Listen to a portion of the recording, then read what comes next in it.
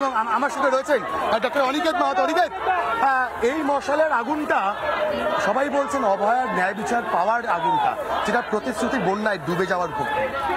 যে জায়গাটা বলার সেটা হচ্ছে যে এই আন্দোলনকে কেন্দ্র করে, অভয়ার ন্যায় বিচারকে আন্দোলনকে কেন্দ্র করে প্রায় 1 বছর অতিবাহিত হলো। তাহলে আমরা যদি দেখি এই বাংলার মাটিতেই, যে বাংলার মাটি আজকে অভয়াকে হারিয়েছে, সেই বাংলার মাটিতেই আজকে আমাদের কর্মসূচি, আজকে আমাদের পথ চলা। তাহলে আমরা কি বলছি?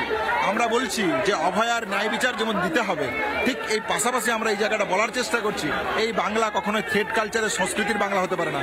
এই বাংলা কখনোই রেপ কালচারের বাংলা হতে পারে না। এই বাংলা কখনোই স্বাস্থ্য দুর্নীতির চক্রান্তকারীদের বাংলা হতে পারে না। এই বাংলা কখনো রেপ কালচারের বাংলা হতে পারে না। তাহলে তার বিরুদ্ধে সংঘবদ্ধ প্রতিবাদ গড়ে তোলা প্রয়োজন বলে আমরা মনে করি। সেই প্রতিবাদের শপথ নিয়ে আজকে আর মিছিল।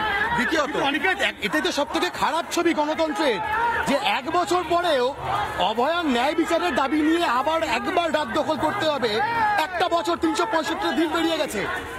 যে কথাটা অত্যন্ত সুস্পষ্ট এবং পরিষ্কারভাবে বলা প্রয়োজন যে আজকে এই অভয়ার আন্দোলনের থেকে শিক্ষা নিয়ে যদি কিছু বলতে হয় তাহলে এই কথাটাই বলতে হয়। আমরা দেখেছি যে টালা থানা কিভাবে এভিডেন্স টেম্পার বা ইনভেস্টিগেশনকে হাসাব করার চেষ্টা করছে।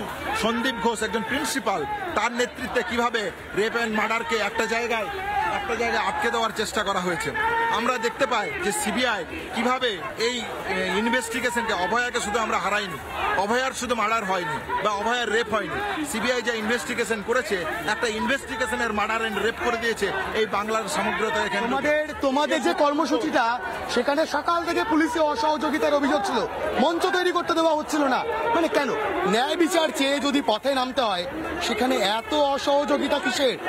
তাহলে যে জায়গাটা বলার, একদিকে যেমন অভয়ার ন্যায় বিচারকে কেন্দ্র করে টালা থানার ভূমিকা, কলকাতা পুলিশের ভূমিকা, সিবিআই এর ভূমিকা, সুপ্রিম কোর্টের ভূমিকা, ঠিক সেই রকমই যখন আমরা বলছি যে বাংলা রেপ কালচারের বাংলা আমাদের হতে দেব না, আমরা থ্রেড কালচারের বাংলা হতে দেব না, আমরা অপসংস্কৃতির বাংলা হতে দেব না, অভয়ার বিচার আমরা ছিনিয়ে আনবই, সেই তার প্রতিবাদে যখন জুনিয়র ডাক্তার নাগরিক সমাজ আন্দোলন করতে চাইছে তখন তাদেরকে বাধার সম্মুখীনে পড়তে হচ্ছে। তাহলে স্বাভাবিকভাবে এই বাংলা, এই গণতন্ত্রের যে গণতন্ত্র প্রিয় যে বাংলা, সেই বাংলা এই বাংলা কখনোই হতে পারে না।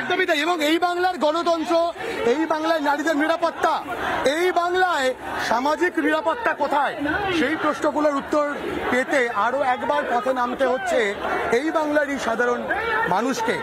তারা পথে নামছেন। একদমই ভাস্কর, সত্যিই তাই। 1 বছর পরেও এই ছবি যে আমাদের দেখতে হচ্ছে সেটাই তো লজ্জার। তার কারণ এই রাজ্যে নারীরা নির্যাতিত হয় আর তার সঙ্গে তারা বিচারও পায় না। অনেক ধন্যবাদ ভাস্কর এবং তুমি আমাদের সঙ্গে থাকার জন্য। নানা ধরনের কন্টেন্ট দেখার জন্য লাইক করুন, শেয়ার করুন আমাদের ফেসবুক পেজ, সাবস্ক্রাইব করুন আমাদের ইউটিউব চ্যানেল।